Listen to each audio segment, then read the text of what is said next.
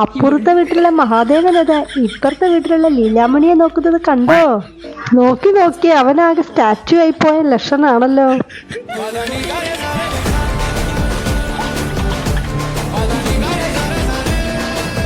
നീ എന്നാടാ നീ ഇങ്ങോട്ട് നോക്കി നിക്കളെ? ഈ വീട്ടിലൊക്കെ നോക്കാൻ ഇവിടെ ഞാനുണ്ട്. നീ ഇങ്ങോട്ട് ഇത്തിരി നോക്കൊന്നും വേണ്ട, കേട്ടില്ല? അമ്മ മാറിക്കാൻ അങ്ങോട്ട്, ഞാൻ നാലെണ്ണം പറയട്ടെ അവനോട്.